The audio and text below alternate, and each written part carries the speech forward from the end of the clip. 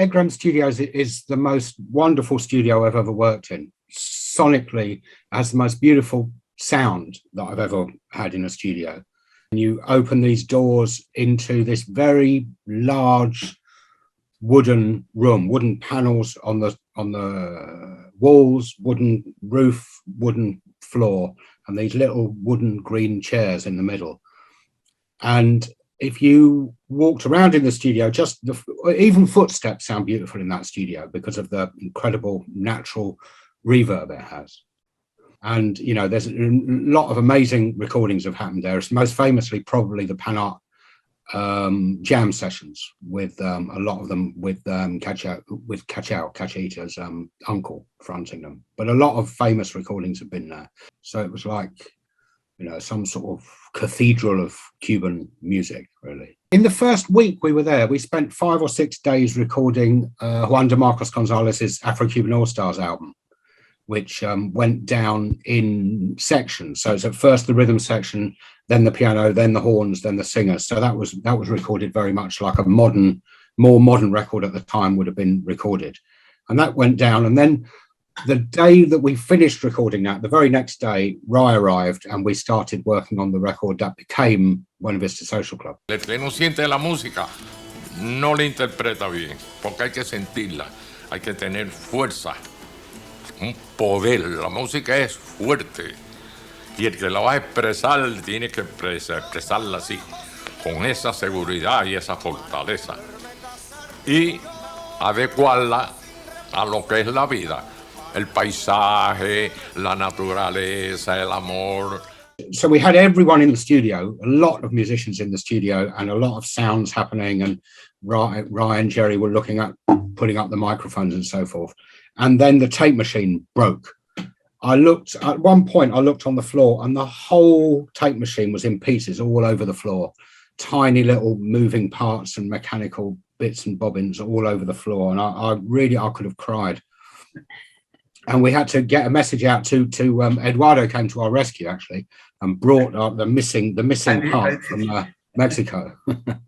Yeah. So you know, in a way, it was horrible looking at this room of musicians and not actually being able to record. But on the other hand, it completely took the pressure off. And because you had all these amazing musicians in the studio, a lot of whom hadn't known each other or may have heard of each other before, and they all started playing in these little pockets around the studio. So you'd walk in and immediately as you walked in the studio, there was the piano was there, and Ruben would be playing, and he would just play and play and play all day. And then you'd move a step the other side, and Eliades would be playing something, and likewise Compai. But so everybody started to just play the songs that they loved. And in the end, I think we'd been working a long time before we went to the studio, working on repertoire with cassettes. I was posting cassettes to Cuba and posting them to Africa because it was originally conceived as a collaboration with some African musicians. But I think there was only 2 songs that survived the original repertoire list in the end, because all the musicians themselves were coming up with much better propositions.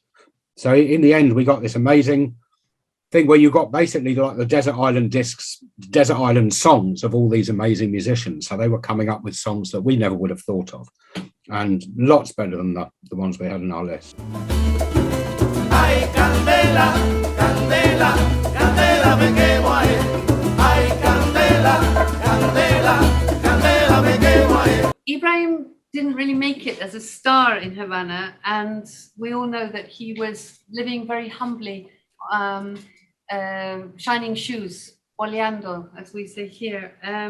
When Juan de Marcos brought him in for an audition, can you describe that moment when Ibrahim unexpectedly arrived and began to sing? It is interesting of Ibrahim being from east of Cuba as well, because you really have got these 3 amazing giants from 3 different generations, Compai, Ibrahim and Eliades, all from there, which really, I think, dominate the sound of the record into making an Eastern Cuban record. But at the time, we were trying a bolero in the studio.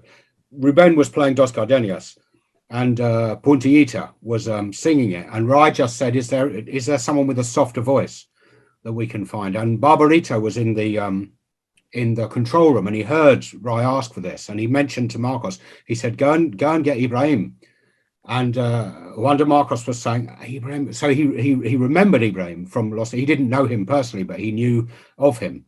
So he rushed out to get him, and apparently it took some persuading. Marcos went, and Ibrahim didn't want to come. He just said, I've had enough with showbiz. I'm not interested. He was very disillusioned with how it had treated him. But we were just doing whatever else we were doing in the studio. And maybe half an hour later, Juan de Marcos came in with Ibrahim. I think the moment he walked into the studio, Eliada saw him and started playing that song, started playing Candela to him, because he recognized that Ibrahim knew the song, and it was his way of communicating, greeting Ibrahim. Ibrahim came over and started singing it. And, you know, I think jaws dropped really, because in the end, Ibrahim was amazing in that he could do that up-tempo improvised singing, but he was also like an incredible bolero singer, which that really was the moment when he started to sing Dos Gardenias, the very first notes he sang on Dos Gardenias, and everyone really took their breath away. It's just beautiful. I feel that Buena Vista is so much more than nostalgia because of how it's inspired during 25 years and continues in 2021 to inspire artists of different generations, different genres, different cultures, and Ibrahim continues in this way. Although he's not with us, he is with us through his music and through the reinterpretation.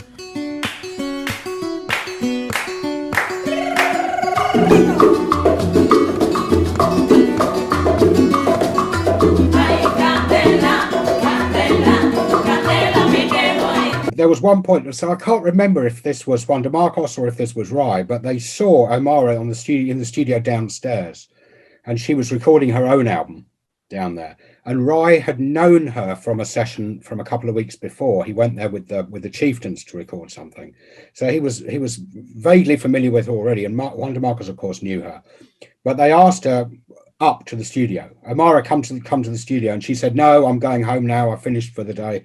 I'm going home." And she was persuaded to come up to the studio, partly, I think, by Compai, who she knew Compai was there. And really, they wanted her to come and sing a duet with Compai. So she came to the studio and said, "I can't work with you today. I'm leaving for Vietnam tomorrow. I'm going on tour. I can't do this." She was persuaded to do it. And really, within, I think, half an hour of her walking into the studio, she was sat next to Compai in the middle of the room, singing 20 Años, and all the songs came together incredibly quickly. Even though a lot of the musicians, it wasn't an ensemble that knew each other already. Everybody seemed to gel very quickly, and they just, I don't remember them rehearsing very much at all. They joked with each other because both of them did that, Compai and Omara, so they were teasing each other a lot, and then they just went into that song, and it's just incredibly beautiful. You could hear a pin drop during it. And then that recording that we did went straight down to stereo. We had no mixing on it. We tried to mix it afterwards. We could never mix it nicely. It was that very immediate performance straight down once that was so gorgeous about it. She sang one other song. She did a version of Lágrimas Negras and then left. So I think she was in the studio for maybe 2 hours tops and then left and couldn't come back because she was off on tour, off on a plane the next day. Hola, Nick Gold. Te mando un saludo desde La Habana. También a Disco Corazón, México. Espero que la promoción del disco Buena Vista Social Club 25 años sea un éxito. Un beso enorme, Omara, por tu onda. Wow. Incredible. Oh, much inner, she waits.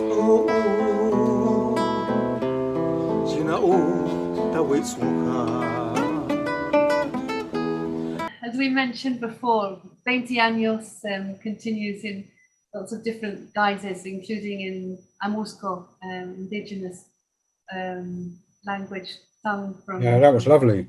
From Guerrero, Oaxaca. I think when I arrived in Havana, Ruben was one of the first musicians I met. He was Juan de Marcos Gonzalez had invited him to his Afro-Cuban All-Stars project, and he had already got him rehearsing before that, so he didn't have a piano.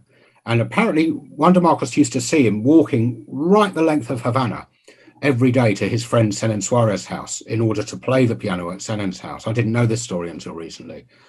So eventually, when he asked him to participate on the record, he had him rehearsing with Cachaita.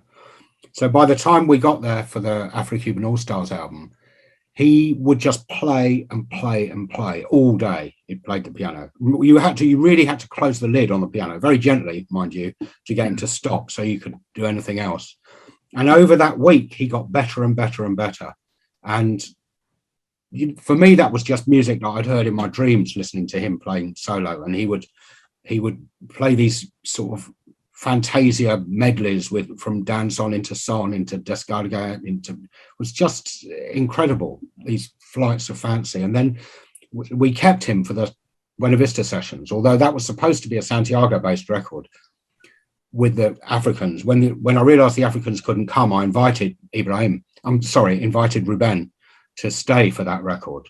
You know, he was really unparalleled how he was playing. It was just incredible, with power and beauty and invention, just incredible. Para el músico, la música es como decir la comida.